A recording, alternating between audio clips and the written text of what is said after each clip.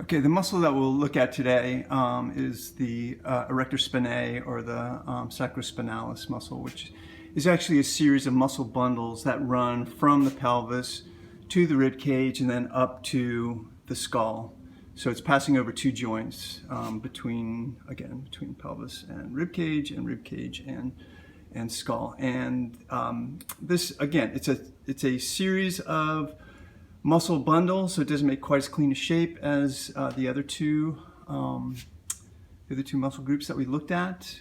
And let's take a look at the skeleton and see where it's situated. So the origin is down here. It starts on the inside of the iliac crest, and it sort of runs down this ridge, on this outer ridge on the sacrum, and then it's moving up and it's connecting to the spinous processes on the spine, and it's attaching to, fingers of it are attaching to all the ribs, and it's going all the way up and attaching to the mastoid process, which is this point here on the skull. It's that area that sort of dips down here. Okay, so it's moving all the way down the spine. Now, the bulk of it, or the part that we see, is more sort of in this area, kind of in the lumbar area here.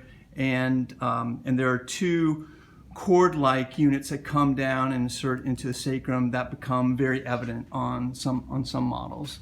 So if we go back to our drawing here, it's this lower area. The upper area, these bundles up here are fairly thin and they're very deep to a lot of other muscles. So these are muscles up here that we don't really see that often. But down here, as we get to the lower part of the rib cage, so this, which is called the lateral portion, and then the medial portion, those are often evident on the model. You can see those, and especially these down here are very important muscles. Those are two cords that come down. They're very much like, they look very much like sort of thick rope or cord sometimes that come down.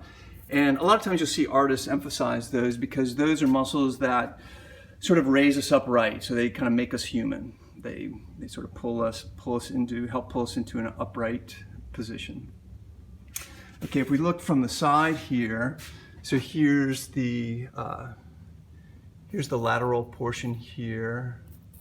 So that this corresponds to this part here that I was drawing, and then the medial portion here, which that's the cord-like part that comes down and attaches into the sacrum.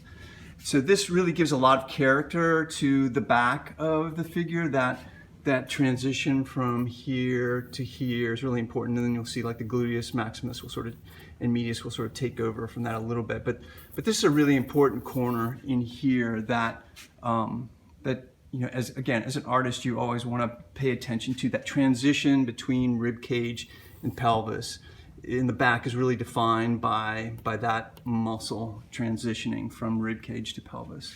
And then again, as we come up up to the mastoid process here, this is a part that it's lying deep. So there are other muscles that are much thicker laying on top of that are going to form more of the surface anatomy that we'll deal with. Okay, that's it for the erector spinae.